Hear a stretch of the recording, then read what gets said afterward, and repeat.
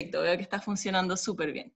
Así que bueno, les quiero dar la bienvenida ahora sí a las sesiones de caminar, de El agua camina por nosotros, de Caminar el agua. Esta sesión es coorganizada junto a la Universidad Complutense y al Observatorio del Agua de la Fundación Botín, y a Caminar el agua, que es, pues, para los que no nos conocen, Caminar el agua es un emprendimiento de divulgación científica y cultural sobre el patrimonio del agua, principalmente a través de recorridos a pie interpretados por expertos. En esos recorridos vamos caminando, siguiendo ríos, cauces de agua y otros cauces de agua, perdón, en la ciudad, y a medida que hacemos estas caminatas nos vamos encontrando con distintos expertos que nos van, digamos, interpretando el paisaje, el agua y el territorio desde distintos puntos de vista, ¿no? Desde distintas disciplinas. Y además de eso también complementamos estas caminatas con actividades participativas como talleres, cursos, charlas, conciertos, y también contenidos digitales abiertos que pueden acceder a ellos gratuitamente a través de nuestra plataforma caminarelagua.com. Trabajamos principalmente a través de colaboraciones con entes tanto públicos como privados, y también ofreciendo programas educativos a centros de educación y de team building para grupos y empresas.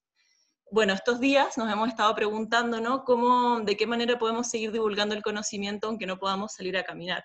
Y también para ser un poco más llevaderos y amables, digamos, estos días de confinamiento, hemos decidido continuar con unas charlas que comenzamos hace 2 semanas atrás con motivo del Día Mundial del Agua, que creemos que salieron muy bien. Entonces lo que queremos es continuar con estas charlas. Entonces hoy vamos a celebrar el segundo día, la segunda sesión, y bueno, por ello también le hemos puesto, ¿no?, el agua camina por nosotros, porque ahora nosotros no podemos caminar, pero sin embargo el agua sigue fluyendo, así que lo que queremos es relajarnos, ¿no?, y dejar que sea el agua la que camine por nosotros y que nos informe de las diferentes cosas que le están pasando.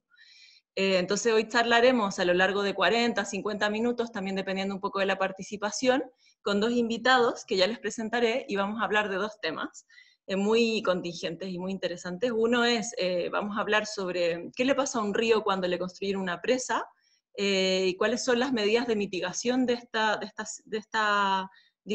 construcciones, de los caudales ecológicos, y sobre las aguas subterráneas de Madrid, dónde están, cómo son, bebemos de esas aguas o no, etcétera. Se van a resolver un montón de preguntas con ambas presentaciones, y por supuesto los invito a participar, y todas las preguntas que tengan, aprovechar al máximo a los ponentes. Entonces, bueno, ya voy a presentar a los ponentes. Ellos van a ser Gabriel Mesguer.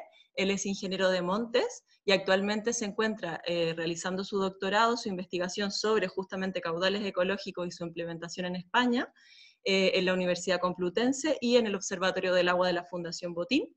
Y por otro lado tenemos a Lucía de Stefano. Lucía es doctora en Ciencias Geológicas, es profesora en la Universidad Complutense, es subdirectora del Observatorio del Agua de la Fundación Botín, y también es cofundadora junto conmigo de este emprendimiento Caminar el Agua, ¿vale? Así que ahora le voy a pasar la palabra a Gabriel. Muchas gracias a todos. Hola, buenos días a todos. Muchas gracias por venir y muchas gracias, Camila, por la presentación. Y nada, como ha dicho Camila, hoy me gustaría hablaros sobre el caudal de los ríos, sobre qué le pasa a un río cuando se construye una presa, cómo se altera el caudal y, bueno, sobre las medidas de mitigación de las que disponemos para mitigar estas alteraciones. Y me gustaría empezar con una pregunta, a ver si alguien se atreve a dar una cifra sobre cuántas presas creéis que hay en España. ¿Alguien se atreve a dar una cifra aproximada? Me lo podéis escribir por aquí, por el chat. Andrés dice 2.000, 1.000, 1.500, 1.200, 20.000, Chema. Bueno, en general, 3.500, vale. Bueno, en general vais más o menos bien, las cifras no son malas. En España hay ahora mismo unas 1.225 presas, somos primeros en Europa en cuanto a número de presas y quintos en el mundo, que es bastante. Aquí en el mapa que he puesto a la izquierda podéis ver con un punto azul la distribución de las presas en España, y abajo a la derecha podéis ver en una gráfica cómo ha evolucionado el número de presas en España, y podéis ver que a partir del año 1950 hasta el año 2000, bueno, pues ha aumentado un montón el número de presas. Rubén nos pregunta que cómo se define una presa. Lo del castor no cuenta en este caso. Yo estoy definiendo una presa como una infraestructura en un río que tiene más de 10 metros de altura y que es capaz de almacenar más de 1 hectómetro cúbico de agua. 1 hectómetro cúbico, para que os hagáis una idea, son 400 piscinas olímpicas. Entonces, bueno, ¿por qué tenemos tantas presas en España? Bueno, pues la razón es básicamente climática. En España tenemos un clima mediterráneo, donde las precipitaciones se concentran en invierno y primavera, mientras que en verano apenas tenemos precipitaciones, y las presas nos permiten retener parte de ese agua que cae en invierno y primavera para utilizarla en verano, para dar cobertura a las demandas que hay durante el verano. Entonces podemos decir que son infraestructuras bastante estratégicas en nuestro país. Y bueno, ¿qué cambios pensáis que se producen en un río cuando se construye una presa? Intentad ahí contestarme, a ver qué os surge.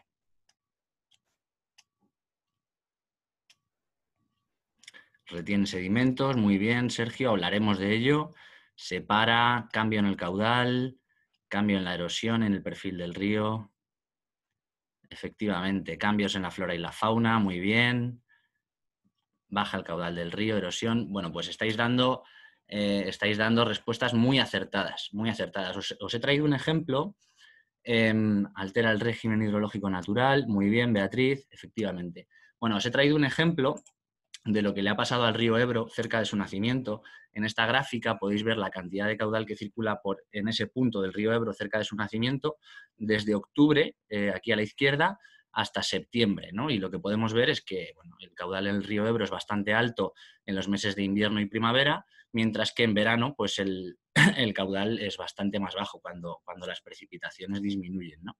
Si nos fijamos con más detalle en este hidrograma, que es como se llama esta gráfica, podemos ver unas pequeñas crecidas en el río Ebro, que son estos picos de caudal, un caudal máximo que se produce en abril. De octubre a abril, más o menos, el caudal asciende, luego desciende, como decíamos, por esas precipitaciones. Hay un caudal mínimo que se produce durante el verano. ¿Y qué es lo que le pasa al río cuando construimos una presa? Bueno, pues en ese punto del río, que os ponía antes el hidrograma, se construyó una presa, la presa de Reynosa, que veis aquí abajo a la izquierda, y de repente lo que empieza a circular por el caudal es otra cosa distinta, porque ahora el caudal del río ya está controlado por la presa. Y eso es lo que podéis ver en la línea naranja que tenéis en esta gráfica. Ahora mismo hemos perdido esas crecidas que teníamos antes. Ya no las tenemos, el caudal mínimo deja de producirse en verano, mientras que ahora se produce en invierno y primavera, el caudal máximo pasa a ocurrir durante el verano, entonces lo que tenemos es un régimen hidrológico totalmente invertido, ¿no? O sea, lo que podemos ver es que ahora el caudal del río se ha invertido completamente. Y bueno, ¿por qué os cuento esto? ¿Cuál es la importancia del caudal de un río? ¿Por qué es tan importante? ¿Qué pensáis? Contadme.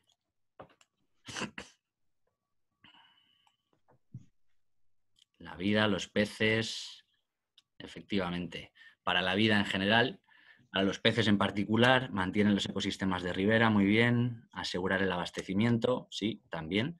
De hecho, las presas aseguran el abastecimiento, regula el regadío, efectivamente. De hecho, bueno, luego si queréis hablamos sobre el regadío y las presas.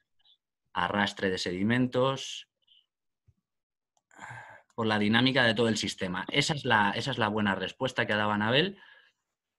Evita crecidas e inundaciones, efectivamente. Las presas también se construyen en ocasiones. El objetivo de la presa es evitar inundaciones. De hecho, si pensamos en la presa del Pardo, aquí en Madrid, esa presa se construyó con el único objetivo de evitar crecidas que puedan afectar a la ciudad de Madrid. Evitar problemas. Esta música. Y Eduardo, bueno, estoy chateando o intentando. ¿Me estáis escuchando ahora? Perdonad que ha habido un problema con los micrófonos. Sí, perdón, eso, que apaguen los micrófonos, por favor, para que no hayan interferencias. Vale, sigue. Vale, de acuerdo. Vale, bueno, pues el caudal de un río es muy importante, como decía Anabel antes, por la vida del ecosistema, ¿no?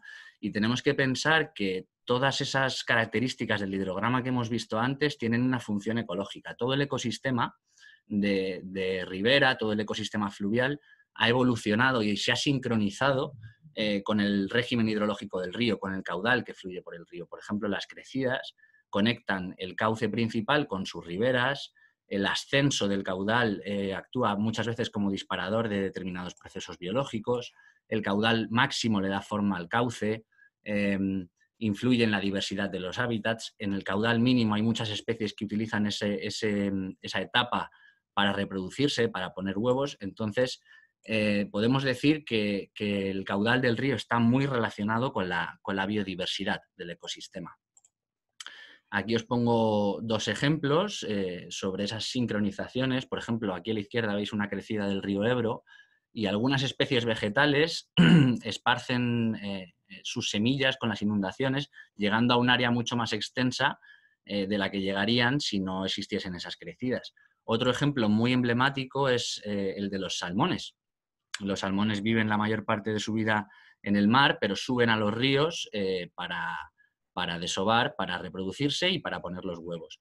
Aquí os he traído un ejemplo del río Bidasoa, porque los salmones no remontan el río en cualquier época del año, sino que esperan como una señal del río.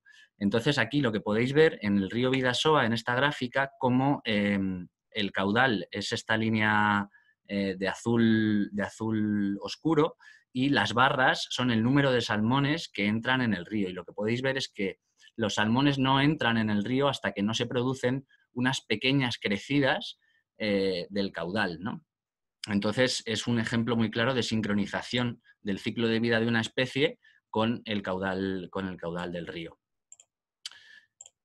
Entonces, ¿qué efecto tiene la alteración del caudal sobre el ecosistema? Yo no veo las gráficas, solamente a ti. Uy. Por favor, ¿podéis confirmar todos que estáis viendo mi presentación o solamente el problema? Sí, sí, me veis, se ve bien. Vale, de acuerdo. Vale, bueno. Pues no sé qué problema habrá tenido esa persona. ¿Tienes que modificarlo? Vale. Bueno, pues continúo. Los efectos que tiene la alteración del caudal sobre el ecosistema, hemos visto que el caudal es muy importante para todo el ecosistema, para todas las especies que se desarrollan en los ecosistemas fluviales. Y bueno, cuando alteramos el caudal no es que de repente desaparezcan las especies que allí viven, pero sí que se hacen más vulnerables a la entrada de otras especies que pueden colonizar su hábitat, ¿no? Y aquí os he traído varios ejemplos emblemáticos. Aquí a la izquierda podéis ver el río Guadiana, que es un río con una alteración de su caudal bastante importante, en el que ha entrado una especie vegetal que se llama el jacinto de agua, que podéis ver bueno, cómo ha tapizado completamente el río apenas se ve, bueno, y eso tiene unas consecuencias ecológicas para el ecosistema muy importantes. Otro ejemplo muy emblemático es la entrada del cangrejo de río americano, que ha desplazado a nuestro cangrejo autóctono, o, por ejemplo, la entrada del mejillón cebra, que causa un montón de problemas en los ecosistemas, especialmente en el río Ebro. Y bueno, la entrada de estas especies es tan importante que incluso hay estrategias estatales para acabar con ellas. Entonces, podemos decir que la alteración del caudal es uno de los factores principales que explican la pérdida de biodiversidad autóctona, aunque muchas veces estas especies han entrado por la mano del hombre. La alteración del caudal favorece su crecimiento, su naturalización y el desplazamiento de especies autóctonas en nuestros ríos. Bueno, ¿y de qué herramientas disponemos para mitigar las alteraciones? ¿Cómo mitigaríais vosotros estas alteraciones? ¿Se os ocurren algunas ideas?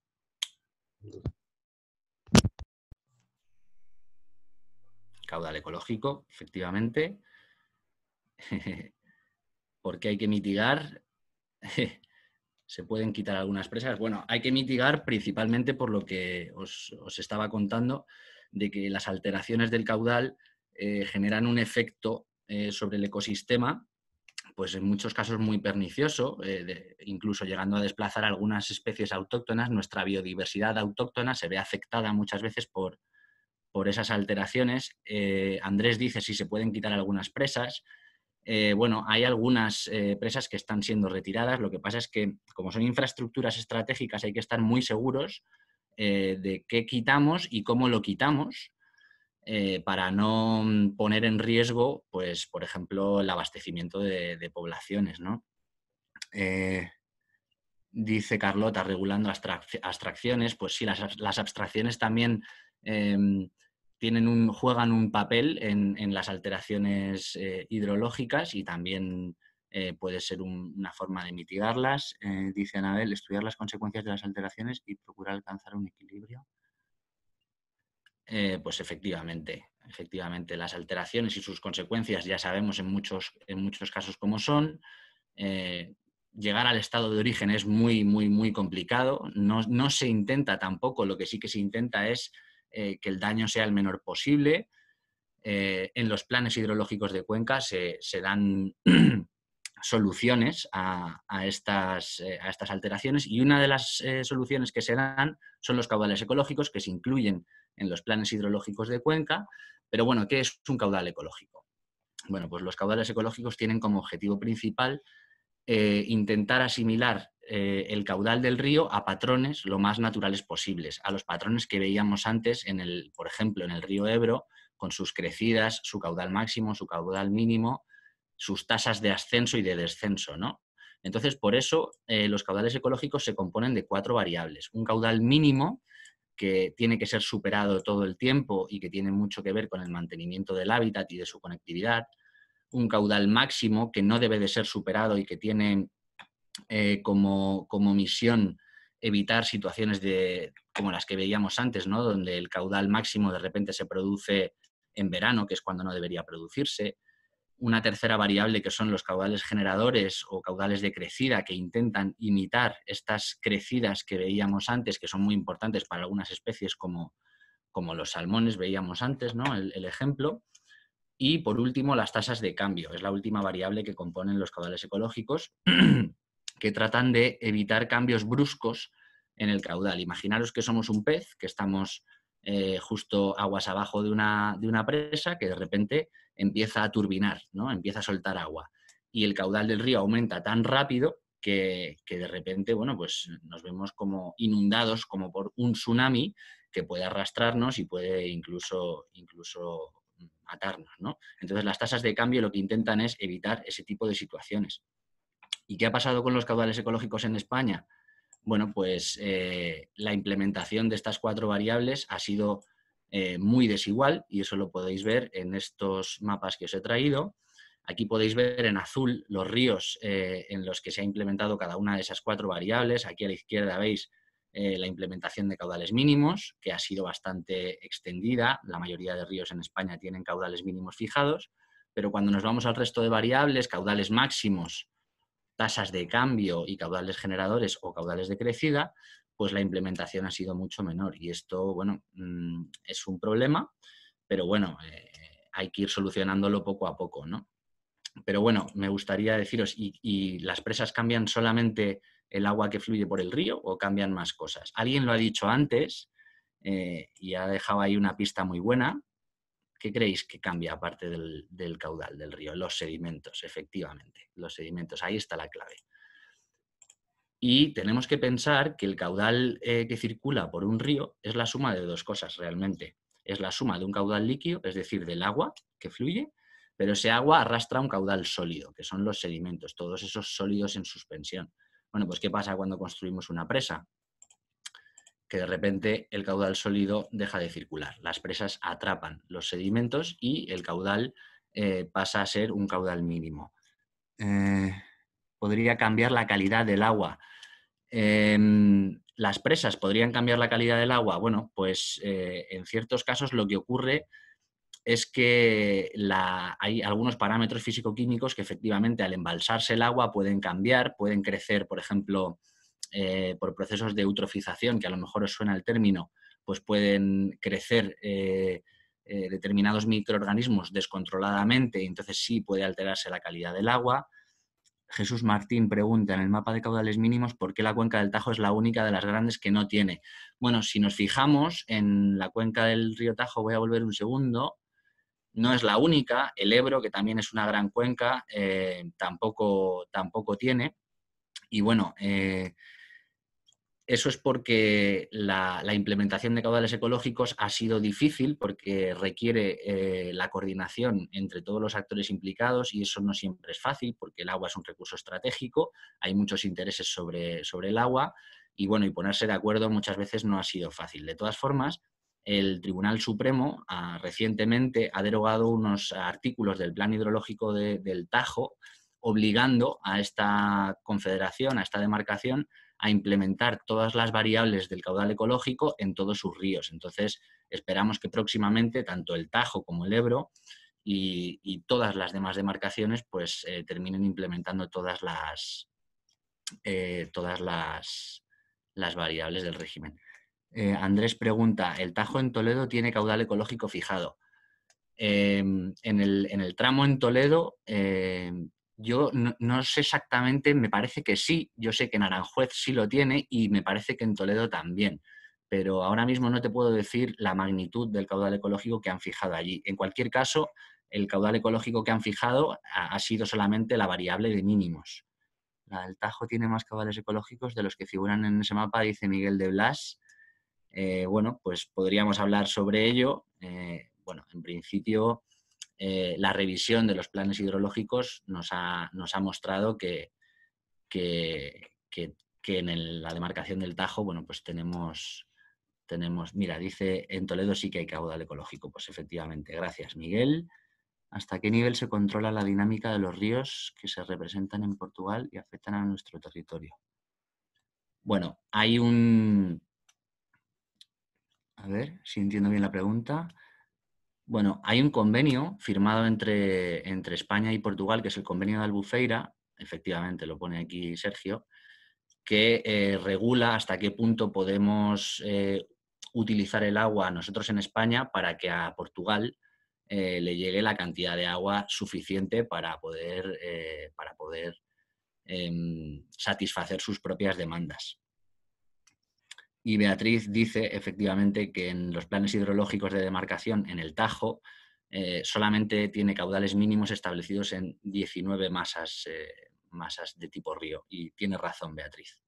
Bueno, voy a continuar para no alargarme demasiado. Habíamos dicho que las presas retienen una gran cantidad de sedimento y bueno, aquí os he traído un par de ejemplos. En la demarcación del Júcar, el embalse de Relleu, bueno, pues aquí podéis ver la presa y la antigua silueta del embalse que ha ido atrapando tantos sedimentos que ha llegado a colmatarse completamente y hay tanto sedimento ya que incluso vemos rodadas de coches por dentro. Bueno, pues es un gran ejemplo de cómo un embalse ha atrapado todo el sedimento. Y aquí podemos ver otro ejemplo que va más o menos por el camino, es el embalse de Barasona, en la demarcación del Ebro, donde también podemos ver una gran cantidad de sedimento sobre el fondo del embalse. Y ahora Lucía, en su charla, nos va a hablar de la importancia que tiene el sedimento. No voy a hacer un spoiler, pero bueno, es algo muy importante. Y Alberto dice que el convenio de Albufeira regula los caudales que España está obligada a entregar, efectivamente. Y que si eso afecta al delta del Ebro, los sedimentos, me imagino que Andrés se refiere a que si los sedimentos que atrapan las presas afectan a los deltas, y efectivamente los deltas se generan con todos los sedimentos que el río arrastra desde sus tramos altos y que le son entregados también por todos sus tributarios, por todos los afluentes. Entonces, el construir presas sobre un río tiene efectivamente un efecto sobre la cantidad de sedimentos que le llega al delta. Entonces, en concreto, el delta del Ebro pues tiene un problema de aporte de sedimentos porque la demarcación del Ebro tiene tantas presas que en muchos casos ya no le llega al delta la cantidad de sedimentos suficiente como para mantenerse. Entonces, bueno, hay estudios que dicen que efectivamente el delta está perdiendo una gran parte de sus sedimentos. Bueno, y esa es mi presentación. Muchas gracias. Si tenéis más preguntas, por favor, apuntadlas. Y al final de la presentación, cuando ahora Lucía nos cuente más sobre los sedimentos, bueno, pues yo estaré encantado de contestar. Gracias a todos. Gabriel, deja de compartir pantalla, por favor.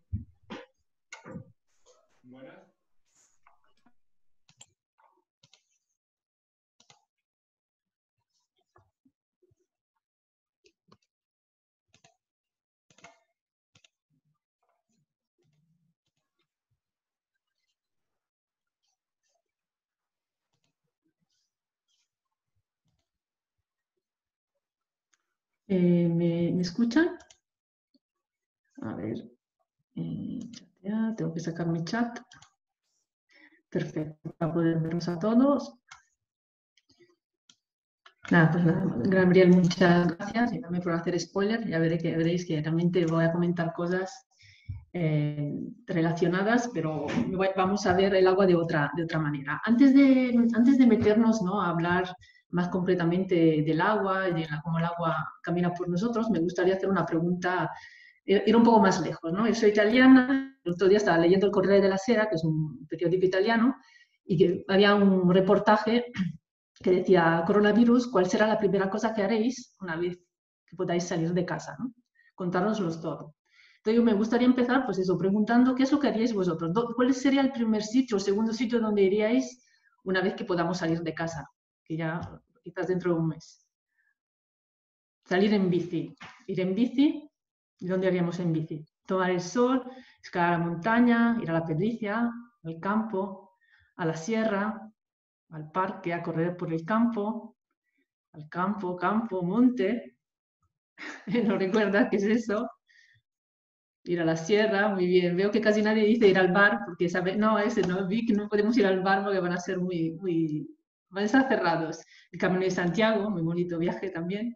Birdwatching, a ver a la familia, muy bien, ir a caminar. Muchos, hemos dicho, yo también me gustaría hacer Madrid-Río, Paseo al Sol, todo lo que habéis dicho me gustaría a mí también hacerlo. Yo aquí he buscado algunas fotos de sitios donde iría cuando se acabe todo esto. Lo primero iría a el Parque de la Cornisa, que está cerca de mi casa, a ver si todavía hay flores en los árboles. Iría a la casa de campo a dar una vuelta en bici, iría también, porque toca, iría a trabajar a la ciudad universitaria con mi bicicleta. Y si vemos estas fotos, ¿qué es lo que tienen las tres? ¿Qué tienen en común?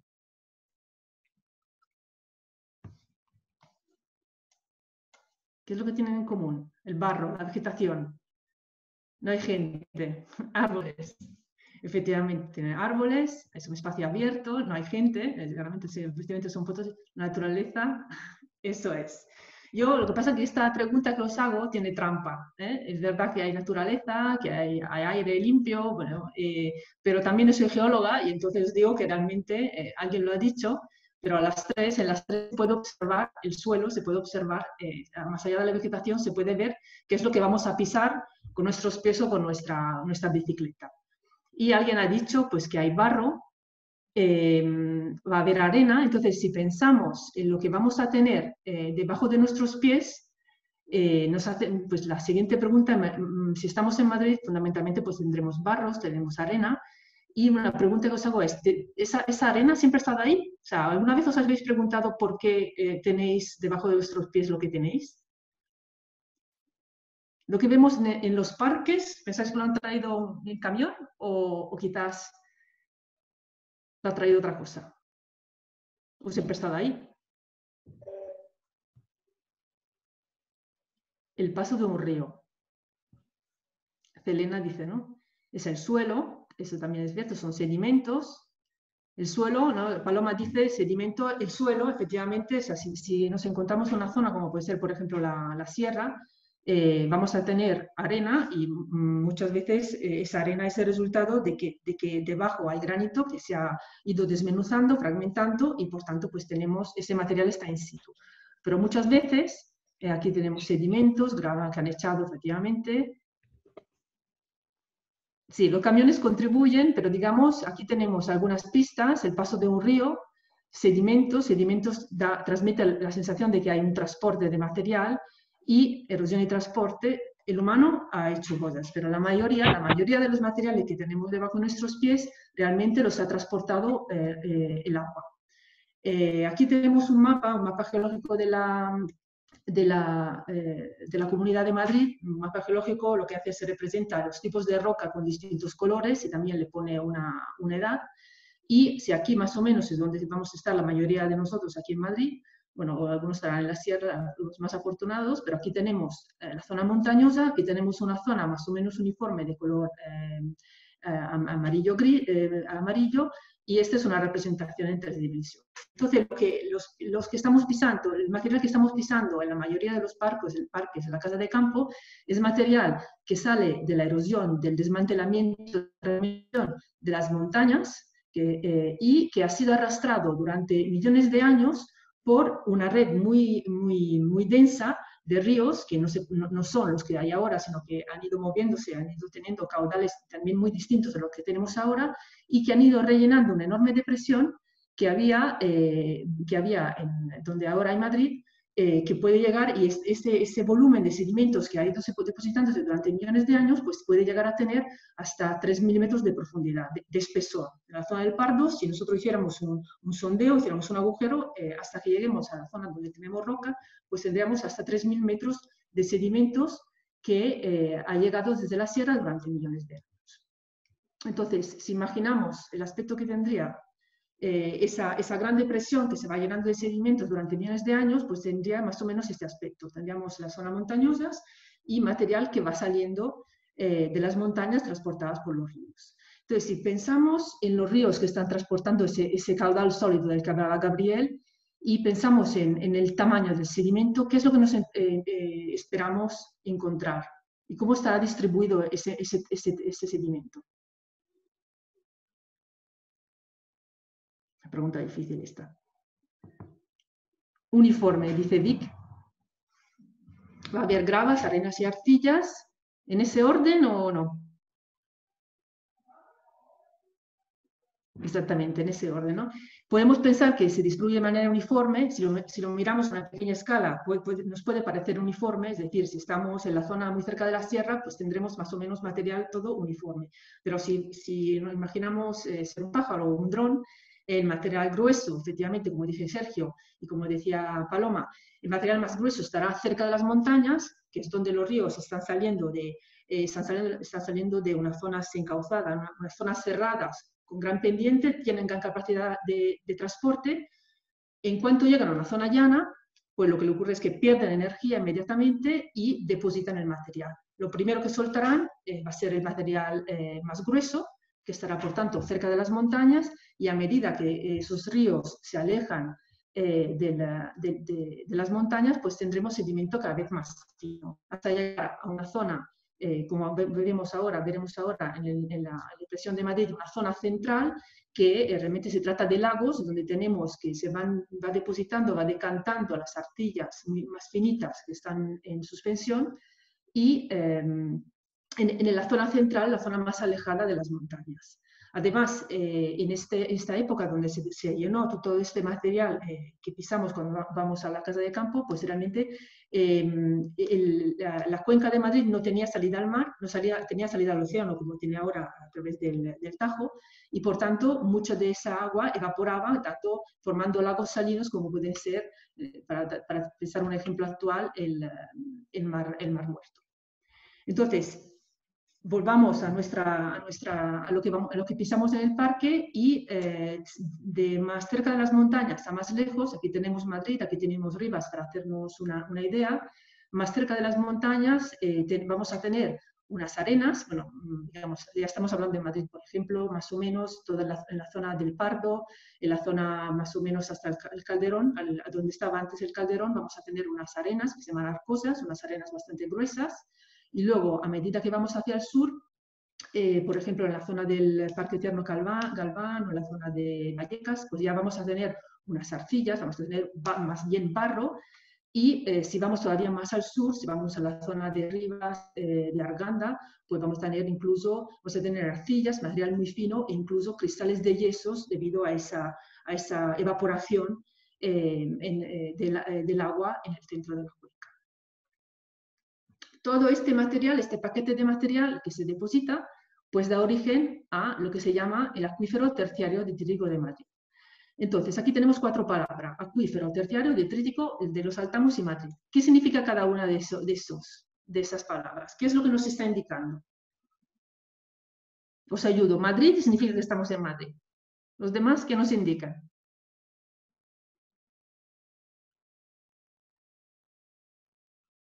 ¿A alguien se le ocurre? Detrítico, ¿qué es lo que nos indica? quiero saber, a ver, nos encontramos, ese material que pisamos constituye lo que llaman los geólogos acuífero terciario detrítico de Madrid. Entonces, el agua es de la edad terciaria. Espera, un momento, para, que no lo consigo leer a tiempo. El agua no es de la edad terciaria, sino que más bien el material que se ha depositado es durante la época terciaria. Luego, sedimentario nos indica, sí, ese terciario nos indica que se trata de fragmentos. Acuífero nos indica es agua, ¿no? Entonces, resumiendo, acuífero nos indica que tenemos un material que es tiene capacidad para almacenar y transmitir agua, es decir, que puede contener y transportar agua. Terciario nos indica la edad, efectivamente la edad geológica, que en este caso se refiere no a la edad del agua, sino a la edad del material. Detrítico se refiere a que estamos hablando de un acuífero que está compuesto por fragmentos de roca, y de Madrid, pues la localización. Entonces, lo que estamos descubriendo es que cuando vamos al parque, cuando vamos a la casa de campo, ese material no lo ha llevado un camión y además, o sea, viene desde las montañas, ha estado depositando durante millones de años y además lo que hace es almacenar agua. Los que trabajamos en el mundo del agua, a menudo cuando hablamos de aguas subterráneas, pues hablamos de recurso invisible, el que está escondido, ¿no? Que no se puede ver. Pero yo voy a preguntaros, ¿vosotros habéis visto alguna vez el agua subterránea? Si pensáis a agua subterránea, si tuvierais que contar a alguien que conocéis, ¿no? ¿Dónde está el agua subterránea? ¿Dónde la habéis visto? ¿Qué ejemplos se os ocurren? En manantiales, dice Paloma, en mi casa, en el pozo, efectivamente. Entonces, vayamos por orden. Paloma dice manantiales. Manantiales son lugares donde efectivamente el agua subterránea aflora, normalmente por características geológicas. Lo que ocurre es que esa agua subterránea empieza a salir. En los pozos, en los sondeos, efectivamente esa es una manera de sacar el agua del que hablaremos. En minas y en cuevas, efectivamente se ve porque se trata de agua subterránea que está circulando debajo del suelo. También los taludes de ladera. Vamos a ver un ejemplo. Todos los que habéis dicho, vamos a ver, efectivamente, por ejemplo, esta imagen es del monasterio de Piedra. Ahí lo que tenemos es un acuífero kárstico donde tenemos manantiales y tenemos también unos ríos subterráneos de agua subterránea. Un ejemplo que nadie ha dicho, que pero es difícil, aunque es el más obvio, pues también es más difícil porque no hacemos la conexión, es cuando vamos a la playa. Vamos a una playa de arena, excavamos, todo va bien hasta que llega un momento que empezamos a notar mojados nuestros dedos y de repente nuestro agujero pues empieza a llenar de agua. Y por mucho que nos esforcemos, no hay manera de vaciarlo. Eso, aunque es agua salada, realmente es un ejemplo de agua subterránea. Estamos viendo con agua salada, pero eso, digamos, es la misma idea de si nosotros, es lo mismo que ocurre si nos excavamos un pozo en una zona del interior y lo que encontramos es de repente hemos hecho un agujero en esa masa de fragmentos de tierra, de roca, que está empapada de agua. Otro ejemplo es, pues tenemos un garaje, un sótano, que tiene muchas humedades, puede ser debido a que se ha roto una tubería, pero muchas veces también puede ser debido a que el material que rodea ese sótano, pues tiene agua, tiene ese nivel freático, está empapado de agua y por tanto nos crea problemas de humedades. Y finalmente el ejemplo que alguien ha mencionado es el de los taludes de las carreteras. Efectivamente hay casos en que se construyen muros o no, y lo que observamos es que hay unos tubos que lo que hacen es que están drenando el agua subterránea que está detrás de ese muro para evitar que pueda dañar el muro. Y la manera de hacerlo salir es a través de esos tubos que vemos aquí. Entonces, sabemos que el agua... y aquí tenemos otro ejemplo, nos alejamos ya de Madrid. Esta es una imagen tomada yendo hacia La Mancha, tenemos una primera visión de La Mancha. Y os digo, aquí claramente para un ojo experto hay muchísima agua subterránea. El acuífero 23, correcto, Sergio. ¿Qué indicio tenemos de que ahí hay agua subterránea? Muy bien, todas las casetas. Sergio conoce bien la zona. Pozos. Daniel, ¿cómo dices que hay pozos? ¿Cómo sabes que hay pozos? Yo no veo ninguno. Exactamente, casetas de bombeo. Se ve que tanto Daniel como Sergio pues conocen la zona. La vegetación también, Paloma, también está diciendo una cosa correcta. Si nos encontramos en una zona donde previsiblemente hay regadío y no tenemos ningún río ni ninguna tubería cerca, pues es muy probable que haya aguas subterráneas. También dice Cándido Vida, aquí tenemos algún edificio, puede que ese edificio se acerque, digamos, se abastezca de una tubería de agua que proviene de otro sitio, o puede que tenga un pozo efectivamente para abastecerse. Volvemos a lo que decían Daniel y Sergio, me parece, que realmente cada uno de esos puntos blancos, o la mayoría de esos puntos blancos, lo que vemos aquí arriba, que son casetas de pozos. Son unas casetas que construyen para proteger la bomba, el sondeo y la bomba, y aquí vemos la torre que abastece de energía a la bomba sumergida. Entonces vemos que el agua subterránea es el recurso invisible, pero tampoco tanto, ¿no? Sabemos que está ahí y cómo la sacamos. El ejemplo que a mí se me ocurre en cuanto pienso pozo es Blancanieves cantando a las palomas y sacando el agua del pozo. La versión moderna y realista de ese pozo es lo que tenemos abajo a la derecha. Es realmente un agujero en el suelo de más o menos profundidad, que lo que está es revestido de ladrillo o de piedras, que lo que hacen es, imaginemos en nuestro agujero en la playa, y que para evitar que colapse, lo que hacemos es que lo revestimos de material más duro, rocas o ladrillos, no ponemos cemento entre ladrillo y ladrillo, y de esa manera el agua pues puede entrar fácilmente a nuestro pozo, y de ahí lo podemos sacar, sea con una bomba o sea con un cubo, como hace Blancanieves. Una utilización más intensiva, digamos, y también de más profundidad del agua subterránea es la versión moderna del pozo.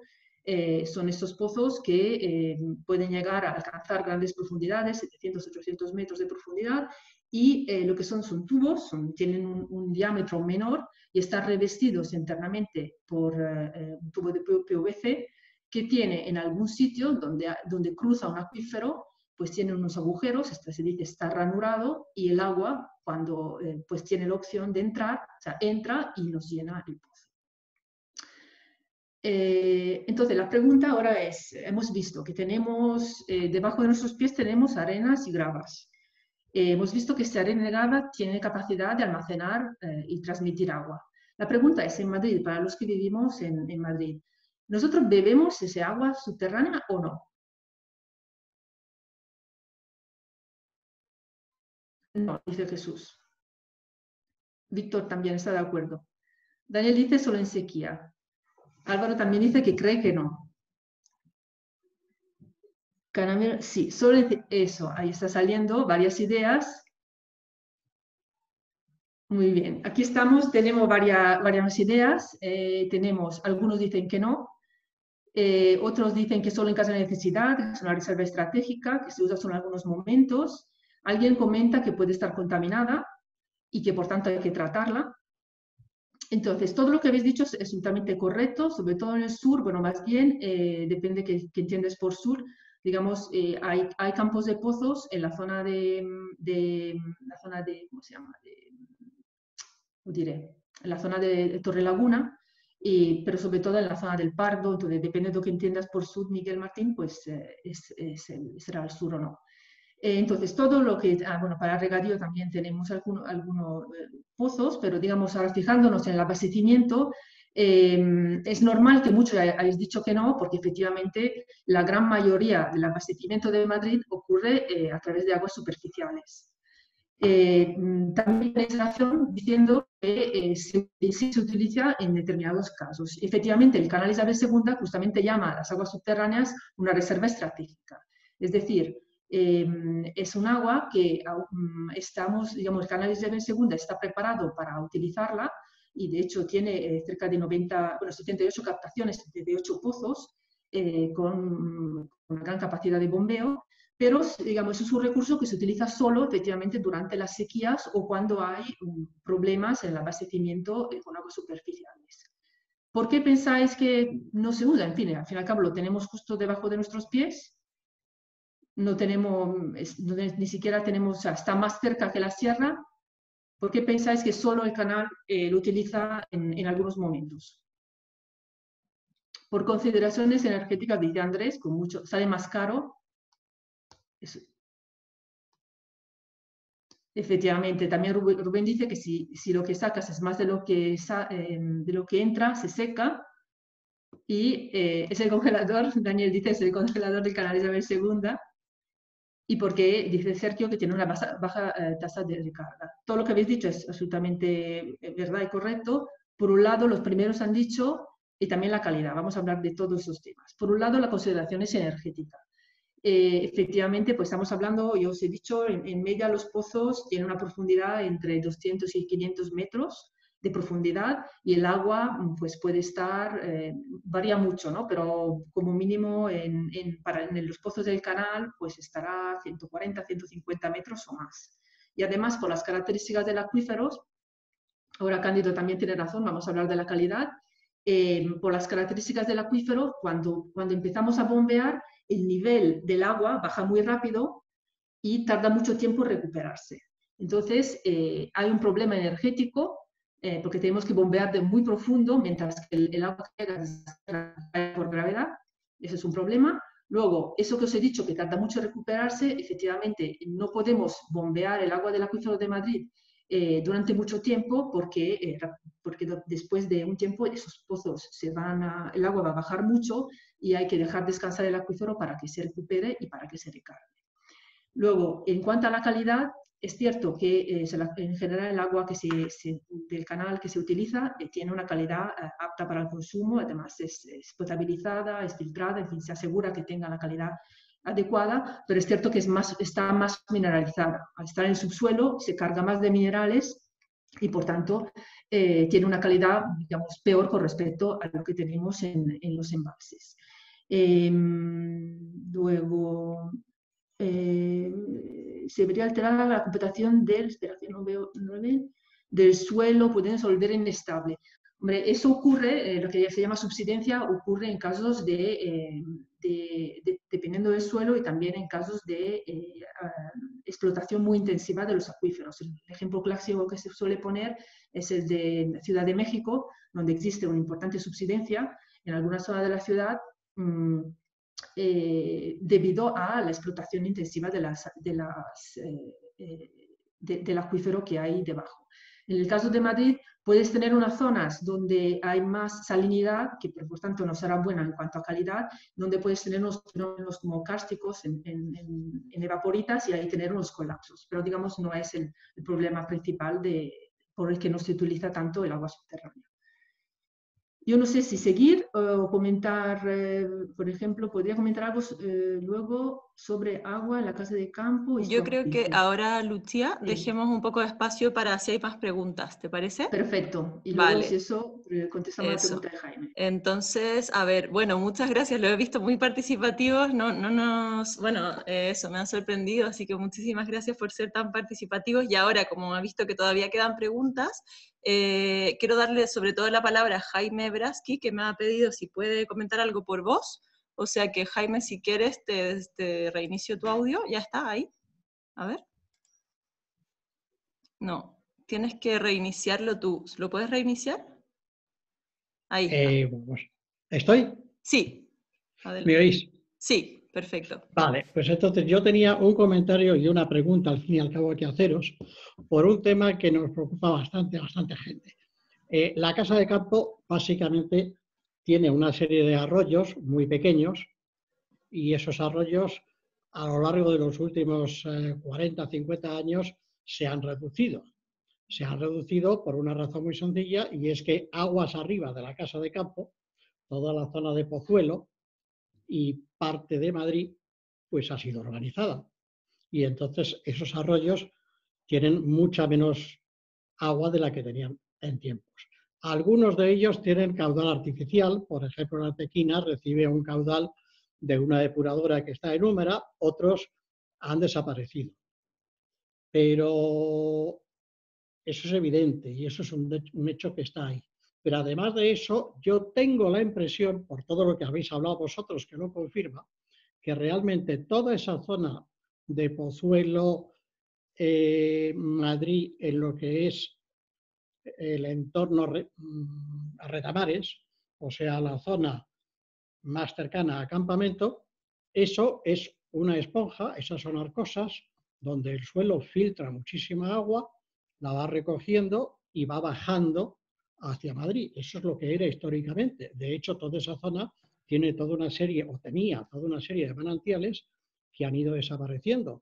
Por eso se llama Pozuelo, por eso se llama Somosaguas, etc. ¿Qué ha pasado? Que todo eso ahora se ha perdido. Con la construcción de todas las viviendas en Pozuelo, que están aguas arriba de la casa de campo, fluye mucha menos agua. Y no solo el agua visible, sino también la subterránea, tengo la impresión. Hay una zona en concreto que se llama el entorno Retamares, que está todavía sin construir, que no está protegida, donde está el arroyo Meaques, el arroyo de Valchico. Traen algo de agua, pero sobre todo es una gran zona, una esponja, que absorbe el agua y yo entiendo que baja a la casa de campo. ¿Vosotros qué pensáis que pasaría si esa zona, como de vez en cuando se dice, se urbanizara? Bueno, yo no conozco el caso específico, por lo que puedo hablar en general, ¿no? Normalmente cuando se urbaniza una zona, lo que se hace es que se dice que se hace impermeable, se impermeabiliza, porque si pensamos, o sea, ya el agua que se infiltra de manera natural cuando no tenemos asfalto, pues ya no se infiltra y de hecho es drenada y se va a las alcantarillas y luego directamente se echa a los ríos, ¿no? Y a los canales que drenan la ciudad. Por tanto, sin duda, si nosotros urbanizamos, lo que estamos haciendo es impermeabilizando la zona y haciendo que haya menos infiltración al acuífero. También es verdad que cuando se urbaniza, sobre todo en las zonas que ya empiezan a ser antiguas, también hay muchísimas pérdidas de aguas. O sea, si pensamos la ciudad de Madrid, esa zona que en concreto no la conozco, pero en la zona de Madrid Centro también hay muchísimas pérdidas, aunque el canal es muy eficiente en general, hay pérdidas y por tanto hay agua potable que se infiltra y que recarga el acuífero. Por tanto, yo no sé en qué porcentaje, pero en parte se compensa esa falta de recarga del acuífero. Entonces, ahí el caso específico, lo ideal, el término medio, es bueno, por ejemplo, cuando se construye una zona, asegurar donde sea posible mantener esa recarga, ¿no? A través de aparcamientos permeables, en lugar de asfaltar completamente, en los parques permitir la recarga. Pero cada caso es un poco diferente. No sé si hay más preguntas. José Enrique pregunta si lo arreglaría un trasvase si las presas no pueden. ¿El qué? ¿A qué te refieres exactamente, José? Perdón, es que viene de una pregunta anterior, que José Enrique ha dicho que por qué habiendo tantas presas en el cauce del Ebro no se puede regular mejor el cauce y todos los años hay inundaciones, incluso muertes, ¿no? Bueno, eso tiene una razón, yo creo, muy principal, ¿no? Y es que la cantidad de agua que puede llegar a bajar por el río Ebro es tan grande que las presas no pueden retenerla, ¿no?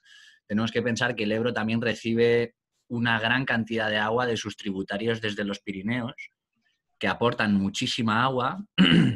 Entonces, muchas veces, pues las lluvias torrenciales pueden hacer que la capacidad de embalse no sea suficiente para mitigar, para laminar, que es el término que se utiliza, esas avenidas. Entonces, la segunda pregunta que haces, José Enrique, es si lo arreglaría un trasvase si las presas no pueden. Bueno, pues desde luego un trasvase tendría un efecto a la hora de derivar caudales hacia otro lado, seguramente, pero dudo bastante de que un trasvase tenga la capacidad para sacar tanta agua como para que las inundaciones del río Ebro dejen de producirse.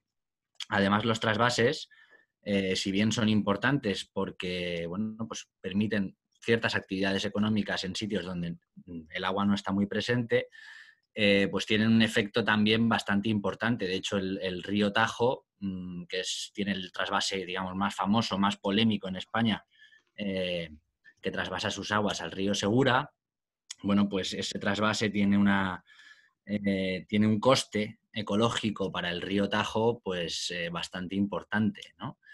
E incluso los trasvases pueden ayudar a que determinadas especies se muevan de una cuenca a otra. Por ejemplo, en el Segura ahora mismo hay especies de peces que solamente hay en el río Tajo. Por ejemplo, la boga del Tajo ha sido capaz de cruzar al Segura a través del trasvase. Entonces, a ver, ¿qué más preguntas hay? La capacidad de regulación que...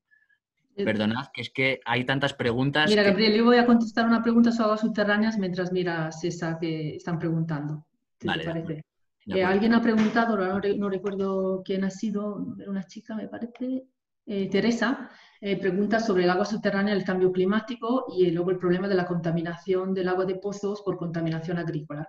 Entonces, los dos temas son un tema muy relevante. En cuanto al cambio climático, digamos, las aguas subterráneas tienen como cierta resiliencia, cierta inercia en notar, por ejemplo, las sequías, puesto que se recargan de manera, los acuíferos se recargan de manera más lenta.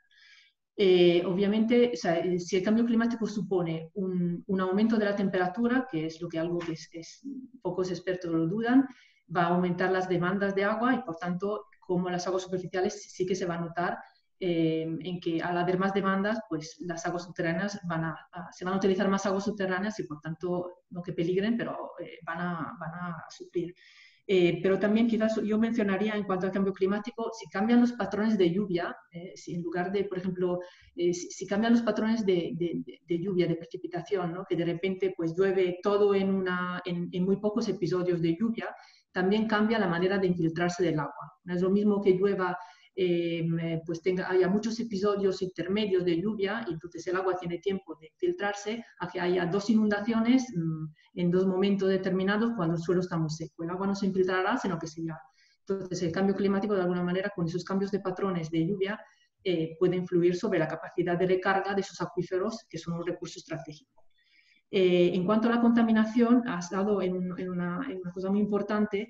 En España, la gran mayoría de los pueblos, como el 70% de la población que está en pueblos de menos de 20.000 habitantes, se abastece con aguas subterráneas. O sea, para aquellas poblaciones pequeñas, medianas y pequeñas, el agua subterránea es fundamental para el abastecimiento. Y ahí sí que si estás en una zona agrícola tienes problemas de nitratos. O sea, digamos, los fertilizantes que se utilizan para abonar los campos a menudo llegan al acuífero y por tanto sí que hay en muchos pueblos donde hay problemas de tener más nitratos de cuánto sería saludable tener.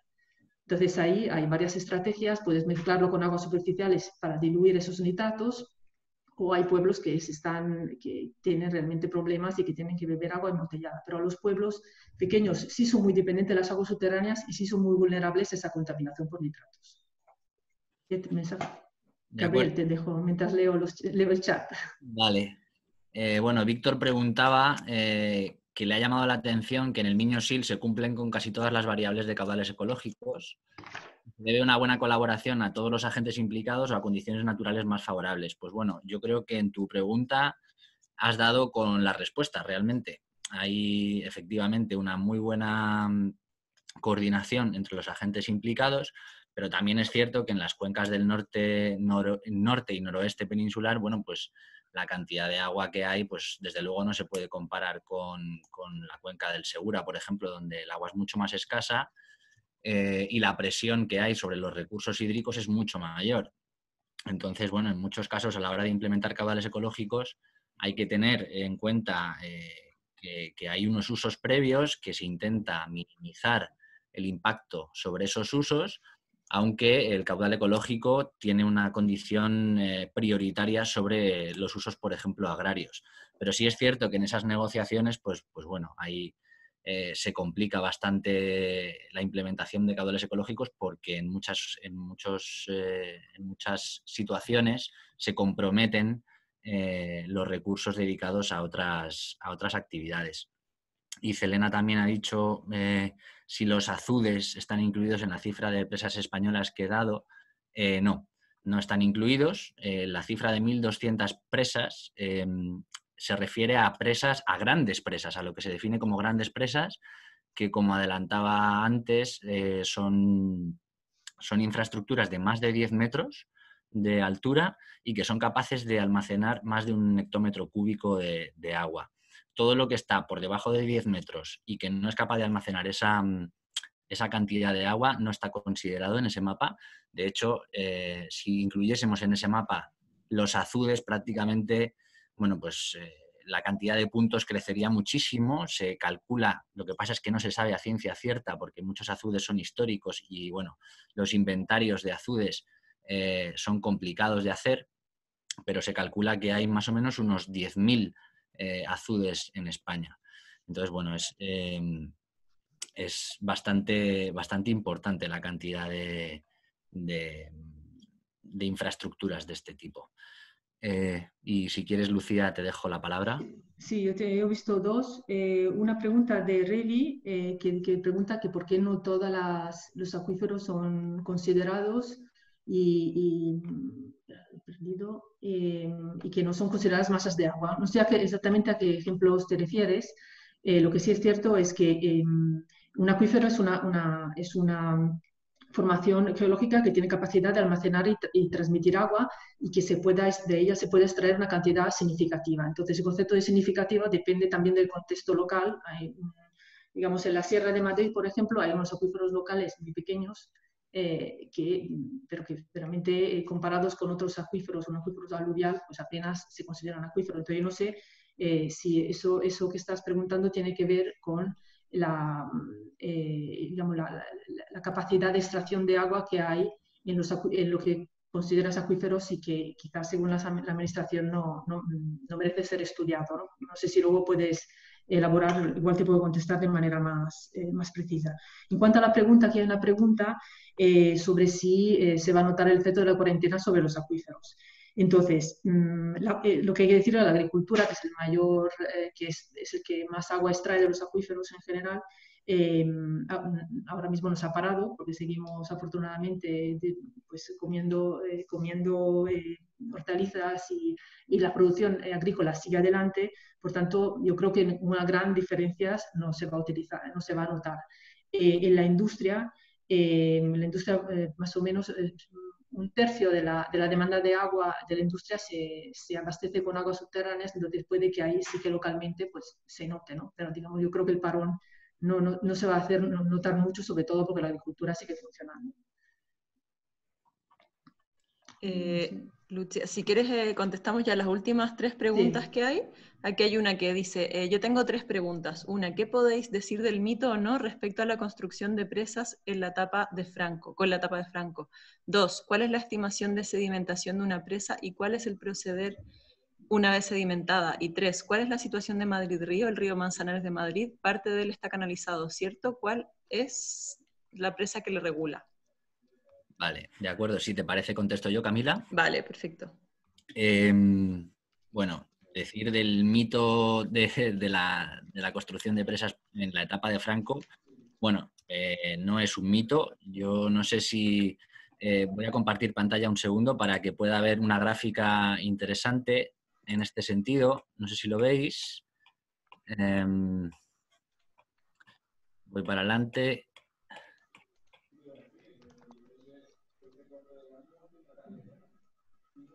Vale. No sé si lo veis, me parece que... A ver... Sí, lo veis, ¿no? Vale, en esta gráfica se ve que a partir de 1950, en este punto, el número de presas aumenta a un ritmo bastante constante hasta los años 2000. Pero bueno, si tenemos en cuenta que Franco murió más o menos donde estoy señalando ahora, pues durante su etapa pues el número de infraestructuras de este tipo pues creció bastante. Entonces sí hay una parte de verdad en ese mito y se construyeron muchas presas durante la etapa de Franco. En cuanto a tu segunda pregunta, la estimación de la sedimentación, bueno, pues depende mucho del tipo de sedimento que entra a la presa, de si la presa está en un tramo alto o en un tramo bajo. Evidentemente, la cantidad de sedimentos que arrastra el río es mucho más grande en un tramo bajo que en un tramo alto, donde el agua está mucho más limpia, le ha dado mucho menos tiempo a coger sedimento. Pero bueno, se estima que las presas se quedan entre un 25 y un 75% del sedimento que está entrando en el río. Pero ya te digo, depende de esos factores, primero del tipo de sedimento y del lugar donde está la presa y, por supuesto, del tipo de río. Y la tercera pregunta era ¿cuál es la situación de Madrid-Río, el río Manzanares? Parte de él está canalizado, es cierto, sí, hay una parte que está canalizada, y las presas que lo regulan, pues hay dos muy importantes. La primera está en Manzanares el Real, que es la presa de Santillana, y la segunda presa muy importante en el Manzanares y muy importante para Madrid es la presa del Pardo, que está en el Pardo, efectivamente, y como decía antes, es una presa que tiene como principal objetivo laminar posibles avenidas que puedan afectar a la ciudad de Madrid. En un episodio de lluvia torrencial, para evitar una crecida muy, muy rápida del caudal en el río que pueda afectar a la ciudad y bueno, y generar una serie de problemas importantes, pues se construyó esa presa que en caso de una lluvia torrencial retiene gran parte de ese pico de agua que entra por lluvia y la va soltando poco a poco. Y hasta aquí la respuesta a esas tres preguntas. Veo que hay un montón. A ver, tenemos la gestión de las presas es pública o también hay privadas, por si hay intereses económicos al margen del uso comunitario.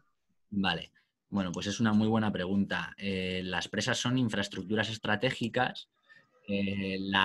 Digamos, la titularidad es del Estado, si bien la gestión no siempre es del Estado. Eso es algo muy importante, ¿no? Y hay presas, de hecho, bueno, la mayoría en España, la gestión es pública en el sentido de que los gestores son públicos, son las confederaciones hidrográficas, pero hay presas cuya gestión es privada. Y es el caso, por ejemplo, de compañías eléctricas como Iberdrola o Endesa, que tienen no la titularidad, sino la gestión de esas infraestructuras. No sé si contesto a tu pregunta. Espero que sí. Y a ver, ¿alguna vez se ha intentado sacar el sedimento de presas taponadas? ¿Tienen las presas una vida máxima? ¿Qué haríamos después de agotar una presa? Pues una muy buena pregunta también de Rubén. Sí, se saca el sedimento de las presas. De hecho, la mayoría de las presas se dragan con una cierta frecuencia, se les retira gran parte de su sedimento porque bueno, se taponan las compuertas y reduce la vida útil de la presa. Lo que pasa es que muchas veces la capacidad de dragar la presa es inferior a la rapidez con la que entra el sedimento. Entonces, bueno, pues muchas veces el proceso es irreversible. Lo que pasa es que se intenta frenar lo máximo posible. Si tienen una vida máxima, pues como decía antes, depende mucho del tipo de sedimento que entre y depende mucho de dónde esté ubicada la presa. Evidentemente, una presa en un tramo bajo pues tiene menos vida útil en principio que una que está en un tramo alto solamente por la cantidad de sedimento que le llega. ¿Y qué haríamos después de agotar una presa? Pues es una buena pregunta que la verdad que me parece difícil de contestar. Pues no lo sé, Rubén. Habría que ver las diferentes opciones y ver cuáles de ellas pues tienen menor coste económico y menor coste pues también para la población y para el ecosistema. Bueno, Gaby, yo creo que vamos a ir cerrando ya. No sé si quieres, no sé, responder otra pregunta, si no ya cerramos porque ya veo que ya se va saliendo alguien se va a ir saliendo porque ya son las 1:15. Creo que ya hay hambre, o sea que hay que ir a cocinar. Y bueno, de todas maneras, si se han quedado con preguntas, no se preocupen porque se pueden comunicar con nosotros, estamos digamos, a disposición para responder preguntas, lo pueden hacer todo a través de caminarelagua.com, ahí hay correo, WhatsApp, así que nada, les agradezco muchísimo la presencia y también que se hayan quedado hasta el final, y por supuesto, sí, van a haber más. Creo que lo piden, así que lo vamos a seguir haciendo porque nos gusta mucho y eso también enhorabuena a los ponentes, muy buenas charlas. Y Camila, si puedo decir una cosa, sí. Vamos a mandar una encuesta, ya lo hicimos la vez anterior y ahí pues también para temas, si veis que hay algún tema que os gustaría que se profundizara, algún tema que todavía no se ha tratado, pues vamos dentro de nuestras capacidades pues a Nos interesa saber cuáles son los temas que más os llaman la atención. Así que si cuando os llegue la encuesta, pues os animamos a contestar. Eso es, y recuerden que, bueno, para los que no pudieron ver la charla o la quieren ver nuevamente, la vamos a subir en los próximos días a través de nuestro canal de YouTube, que bueno, es lo mismo, encuentran toda la información a través de la web, y eso por si quisieran ver de nuevo la charla o compartirla con amigos, conocidos, como quieran. Y eso, muchísimas gracias a todos, y bueno, que tengan muy buen domingo y buena tarde. Nos vemos a la próxima.